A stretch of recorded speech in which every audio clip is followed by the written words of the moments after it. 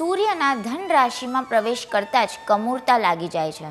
જ્યારે સૂર્યદેવ એક રાશિમાં 30 દિવસ સુધી રહે છે, ત્યાં જ જ્યારે ધન અને મીન રાશિમાં ગોચર કરે છે, તો સૂર્યદેવના તેજ પ્રભાવથી ધન અને મીન રાશિના સ્વામી બૃહસ્પતિનો પ્રભાવ ક્ષીણ થઈ જાય છે.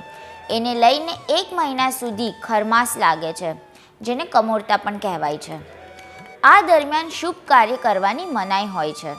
સરળ શબ્દમાં કહીએ તો લગ્ન, વિદાય, મુંડન જેવા શુભ કાર્યો આ દરમિયાન કરી ન શકાય. પંચાંગ અનુસાર 16 ડિસેમ્બરના રોજ સૂર્યદેવ સાંજે 3:58 પર વૃશ્ચિક રાશિમાંથી નીકળીને ધન રાશિમાં પ્રવેશ કરશે.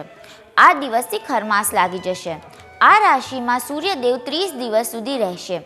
ત્યારબાદ સૂર્ય ધનમાંથી નીકળીને મકર રાશિમાં પ્રવેશ કરશે. આ દિવસથી ફરી શુભ કાર્ય શરૂ થઈ જશે. ત્યારે કમૂરતાને ધ્યાનમાં રાખીને જગત મંદિરના દર્શનના સમયમાં પણ ફેરફાર કરવામાં આવ્યો છે. ધનુર્માસ દરમિયાન 4 દિવસ મંદિરના સમયમાં ફેરફાર કરાયો છે. આ 4 દિવસ માટે ફેરફાર કરાયો છે.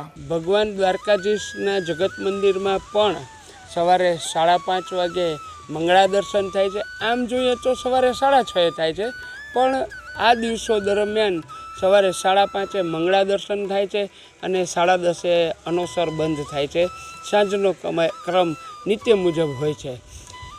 સૂર્યનું રાશિ ભ્રમણ એ એક ખગોળીય વસ્તુ છે અને દર વર્ષે 14મી ડિસેમ્બરથી લઈ અને 14 જાન્યુઆરી સુધી 1 મહિનો સૂર્યનું આ રીતે ભ્રમણ હોય જ છે અને એટલા માટે થઈ અને એ શુભ કાર્યો માટે વર્જિત ગણવામાં આવે છે. ધનુર્માસમાં મંગળા આરતીનું અનેરું મહત્વ હોય છે અને તેનો સમય સવારે 5:30 વાગ્યાનો કરવામાં આવ્યો છે, જ્યારે મંદિર અનોસર એટલે કે મંદિર બંધ સવારે 10:30 વાગે થઈ જશે. જ્યારે ઉત્થાપન દર્શન સાંજે 5 વાગે અને બાકીના દર્શન નિત્યક્રમ મુજબ થશે.